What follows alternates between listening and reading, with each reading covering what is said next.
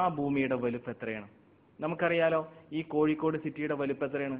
ഇത് മുഴുവൻ നമ്മുടെ സ്വന്തമാണെങ്കിൽ എന്തായിരിക്കും നമ്മുടെ കാര്യം?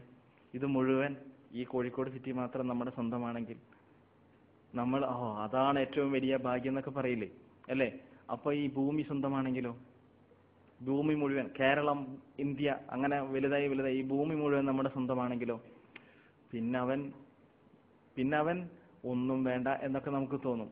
പക്ഷെ ഭൂമിയുടെ വലുപ്പം നമ്മൾ തിരിച്ചറിഞ്ഞാൽ ആ ഭൂമി നമുക്ക് വേണ്ടാതെയാകും. അത്ര വലുപ്പമേ ഭൂമിക്കുള്ളൂ എന്ന് നമുക്ക് മനസ്സിലാക്കാൻ കഴിയും. ആദ്യം ഒരു കമ്പാരിസനാണ്. ഇന്ന് കണ്ടെത്തിയിട്ടുള്ള ഗ്രഹങ്ങളാകട്ടെ നക്ഷത്രങ്ങളാകട്ടെ അവ തമ്മിലുള്ള ഒരു ചെറിയ കമ്പാരിസനാണ് ആദ്യം നൽകുന്നത്. ഞാൻ കമന്റ് പറയില്ല, നിങ്ങൾ നോക്കിയാൽ മതി.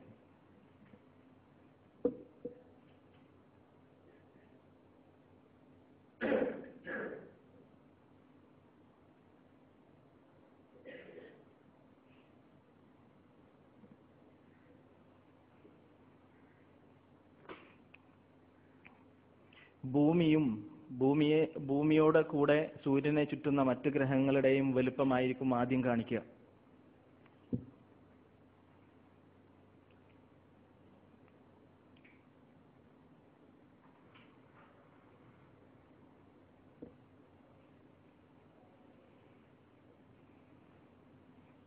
ഇനി ഇവിടുന്ന് കമ്പാരിസൺ തുടങ്ങിക്കോട്ടോ. നെപ്റ്റ്യൂണും ഭൂമിയും തമ്മിലുള്ള വലുപ്പമാണ് ഇനി കാണിക്കുന്നത്. ഭൂമി അറിയാലോ, ആ നീല കളറിലെ ഏറ്റവും അറ്റത്ത് കാണുന്നത്.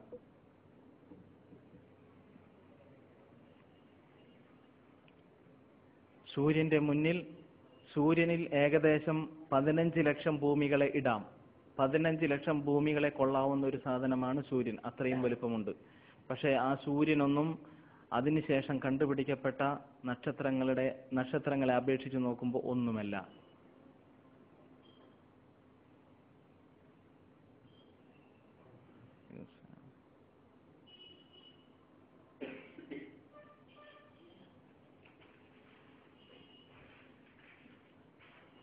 ഇപ്പൊ സൂര്യൻ എവിടെ, ഭൂമി എവിടെയെന്ന ചോദ്യത്തിന് അർത്ഥമേ ഇല്ല.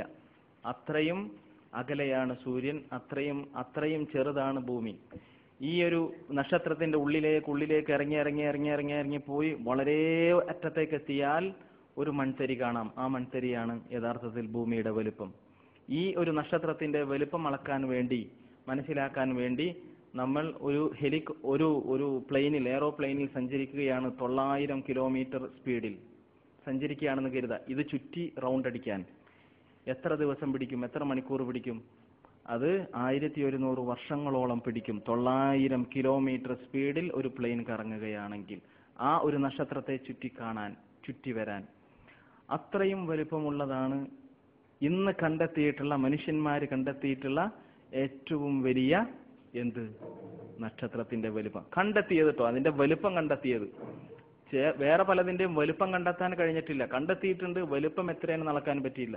ഇത് അളന്നതിലെ ഏറ്റവും വലിയ നക്ഷത്രത്തിന്റെ കാര്യമാണ് ഈ പറയുന്നത്.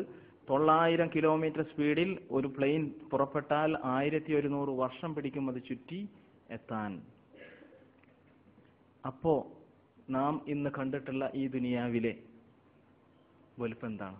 ഭൂമിയുടെ വലുപ്പം എന്താണ്? ഇപ്പൊ നിങ്ങളുടെ മനസ്സിൽ എത്രയുണ്ട് ഭൂമിയുടെ വലുപ്പം? ഒന്നുമില്ലല്ലോ. ആ ഭൂമിയുടെ ഏതോ ഒരു കോണിൽ 2 കാലും 2 കൈയും ഫിറ്റ് ചെയ്തെടുക്കുന്ന നമ്മൾ ആരാണ്? പക്ഷെ നമുക്ക് തോന്നുന്നു ഞാൻ ആരോ ആണെന്ന്, എനിക്ക് ഈ ഭൂമിയെ അടക്കി ഭരിക്കാൻ പറ്റും. നമുക്ക് എന്ന് പറഞ്ഞാൽ മനുഷ്യന്റെ ചിന്ത അതാണ്, അല്ലെ? ഫിർഔന്റെ ചിന്ത എന്തായിരുന്നു? ഞാനാണ് ഈ ലോകത്തിന്റെ ഇലാഹ്, റബ്ബ് എന്ന്. എന്നെ പോലെ ഒരു ഇലാഹിനെ, എനിക്ക് പുറമെ ഒരു ഇലാഹിനെ എനിക്ക് ചിന്തിക്കാനേ പറ്റണില്ല നിങ്ങൾക്ക് എന്ന് ഫിർഔൻ പറഞ്ഞിരുന്നു. അറിഞ്ഞിട്ടില്ല ആകാശത്തെക്കുറിച്ച്, ഭൂമിയെക്കുറിച്ച്, അവയുടെ വലുപ്പങ്ങളെക്കുറിച്ച് മനസ്സിലായിട്ടില്ല. ഇനി ഇതിപ്പോ ഒരു കമ്പാരിസനാണ്. മനുഷ്യന്മാർ കണ്ടെത്തിയിട്ടുള്ള ഗ്രഹങ്ങളുടെയും നക്ഷത്രങ്ങളുടെയും വലുപ്പം. ഇനി സത്യത്തിൽ മനുഷ്യന്മാർ കണ്ടെത്തിയ ഈ യൂണിവേഴ്സിന്റെ വലുപ്പം എന്താണ്? ഈ ലോകത്തിന്റെ വലുപ്പം എത്രയായിരിക്കും? അതൊന്ന് നോക്ക്.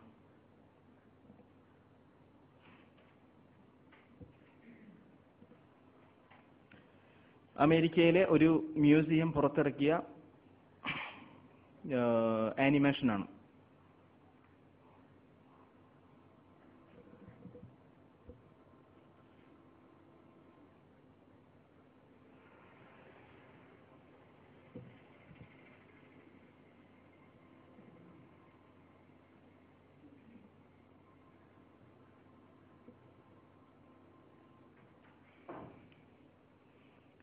ഇത് നമ്മുടെ ഭൂമി, നമ്മുടെ ഹിമാലയം.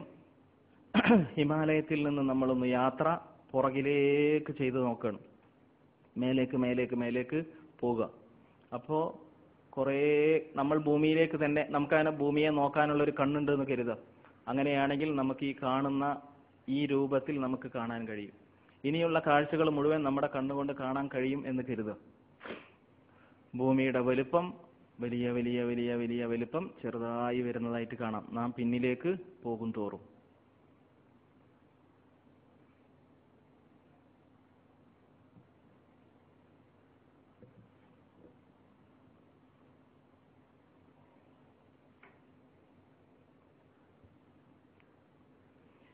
ആർട്ടിഫിഷ്യൽ ആയിട്ടുള്ള സാറ്റലൈറ്റുകളുടെ പ്രവാഹവും അതിന്റെ ഭ്രമണപഥമൊക്കെയാണ് കാണിക്കുന്നത്.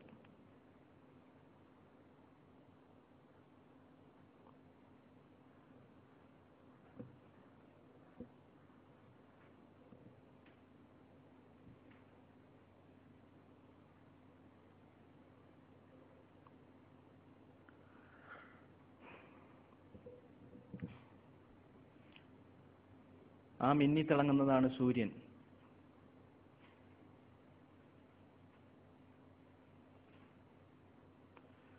ആ സൂര്യന് ചുറ്റും കറങ്ങുന്ന ഒരു ഗ്രഹമാണ്.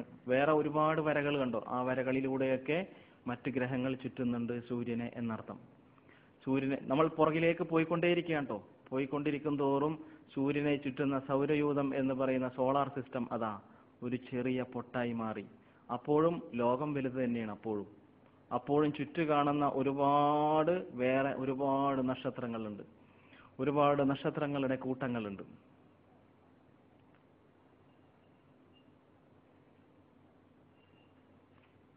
ഒരുപാട് നക്ഷത്രങ്ങൾ ആ സൂര്യന് ചുറ്റും, സൂര്യന്റെ അപ്പുറം ഇപ്പുറമൊക്കെ ആയിട്ടുണ്ട്. പിന്നെയും പുറകിലേക്ക് പോകും തോറും നക്ഷത്രങ്ങളുടെ കോടിക്കണക്കിന് നക്ഷത്രങ്ങളുടെ കൂട്ടമായ മിൽക്കി വേ ഗാലക്സി എന്ന ഗാലക്സിയിലേക്ക് നമ്മൾ എത്തും.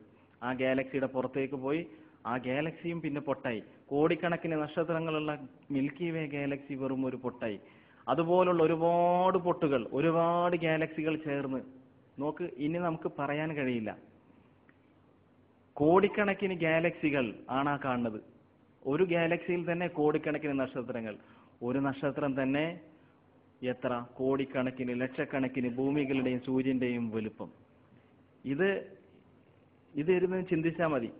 ഈ കാണുന്നത് നക്ഷത്രങ്ങളുടെ കൂട്ടം, എണ്ണിയാൽ ഒടുങ്ങാത്ത നക്ഷത്രങ്ങളും എണ്ണിയാൽ ഒടുങ്ങാത്ത ഗാലക്സികളും, അവയുടെ കൂട്ടമാണ് കാണുന്നത്. മനുഷ്യന്റെ കണ്ടെത്തലുകൾ ചെന്നെത്തിയ ഒരറ്റമാണ് ഈ കാണുന്നത്. തിരിച്ചു വരികയാണ്. ഇപ്പൊ കണ്ടെത്തിയ ഏറ്റവും അറ്റത്തെത്തി അവിടുന്ന് സ്ഥലത്തേക്ക് വീണ്ടും തിരിച്ച് പോകുന്ന സ്ഥലത്തേക്ക് തന്നെ തിരിച്ചു പോവുകയാണ്. ഈ കാണുന്നതൊക്കെ ഗാലക്സികളാണ്. അതായത് കോടാനുകോടി നക്ഷത്രങ്ങൾ അടങ്ങുന്ന ഓരോരോ ഗാലക്സികളാണ് കാണുന്നത്.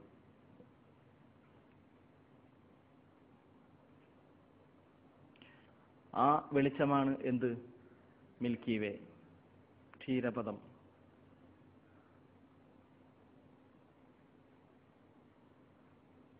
ആ മിൽക്കി വേന്റെ അകത്ത് കയറിയാൽ കോടാനുകോടി നക്ഷത്രങ്ങളെ കാണാം.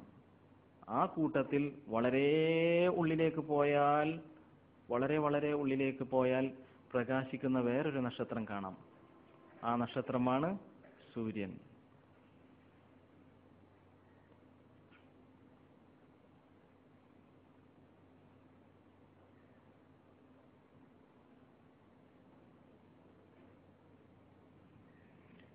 ആ സൂര്യനെ ചുറ്റുന്ന 9 ഗ്രഹങ്ങളിൽ ഒരു ഗ്രഹമാണ് ഭൂമി.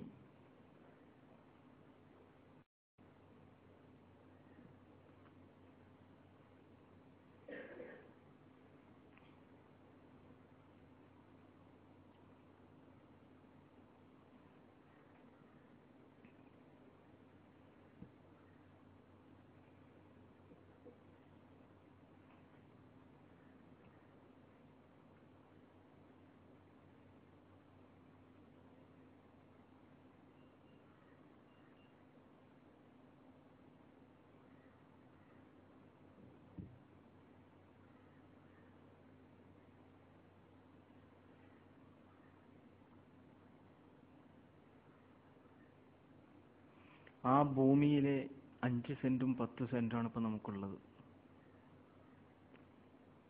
ആ നമ്മളാണ് വലിയ ആൾക്കാർ.